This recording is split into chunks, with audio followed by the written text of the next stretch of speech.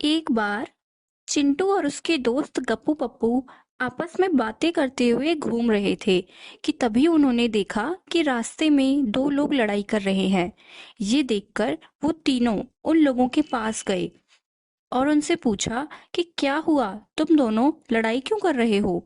राकेश ने बताया कि हरी ने उसके 1,000 रुपये चुराए हैं, लेकिन हरी का कहना था कि मैंने कोई चोरी नहीं की।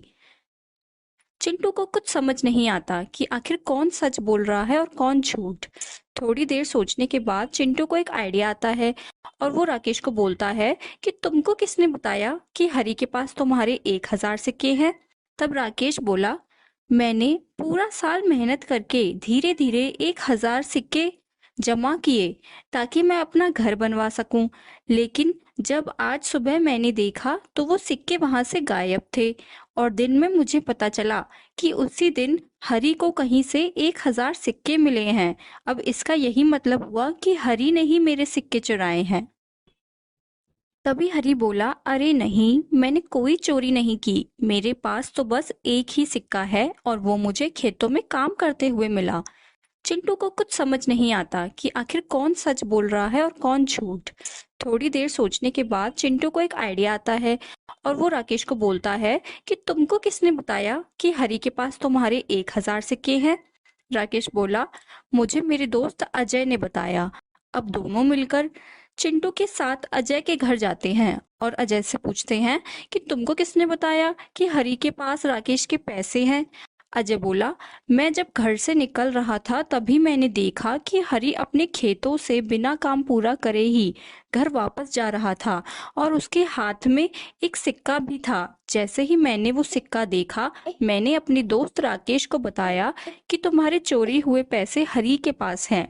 चिंटू ने हरी से कहा, मैं जानता हूँ कि चोरी आपने नहीं की, लेकिन बस राकेश के शक को दूर करने के लिए एक बार हमको आपके घर की तलाशी लेनी पड़ेगी। हरी बोला, अगर एक तलाशी लेने से मेरे ऊपर लगाया गया चोरी का इल्जाम हट सकता है तो तुम लोग मेरे घर की तलाशी ले सकते हो। अब सब लोग मिलकर हरी के घर जाते हैं और उसके घर की तलाशी लेते हैं। चिंटू राकेश से बोलता है, देखा, मैंने कहा था ना, हरी ने चोरी नहीं की है, इसीलिए उसके घर कुछ नहीं मिला। राकेश बोलता है, लेकिन अगर हरी ने चोरी नहीं की तो किसने की। चिंटू मुस्कुराता है और बोलता है, चोरी करने वाला कोई और नहीं बल्कि आपका दोस्त अजय है। यह सुनकर राकेश चौंक जाता है और बोलता है, नहीं नहीं, ऐसा नहीं हो सकता, अजय मेरा बहुत अच्छा दोस्त है, वो मेरे साथ ऐसा नहीं कर सकता। चिंटू राकेश से बोलता है, यकीन नहीं होता तो खुद अजय से ही पूछ लो। राकेश अजय से पूछता है, क्या चिंटू सच बोल रहा है।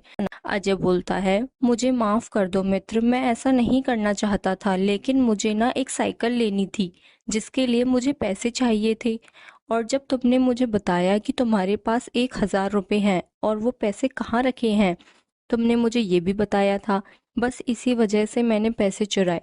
चिंटू बोलता है, और अगर तुम पैसे लेकर सड़क वाले रास्ते से जाते तो कोई ना कोई तुमको देख ही लेता, इसलिए तुम पैसे लेकर खेत के रास्ते से गए और वो खेत हरी का था।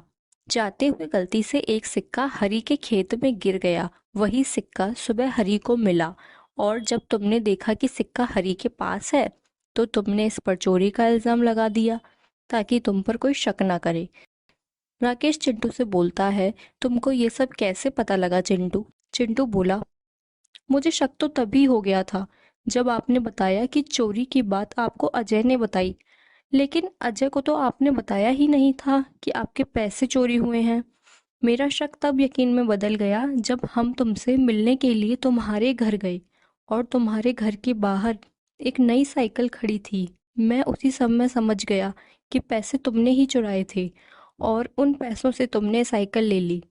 अब जब अजय की चोरी पकड़ी गई तब अजय बोलता है, मुझे माफ़ कर दो राकेश, मैं तुम्हारे पैसे जल्दी लौटा दूंगा, तब तक तुम ये साइकिल अपने पास रखना। हरी चिंटू की इतने चतुराई से असली चोर को पकड़ने की तारीफ करता है और उसके ऊपर से चोरी का इल्जाम हटाने के लिए उसका शुक्रिया करता है। चिंटू भी अब खुशी खुशी गप्पू और पप्पू के साथ अपने घर चला जाता है।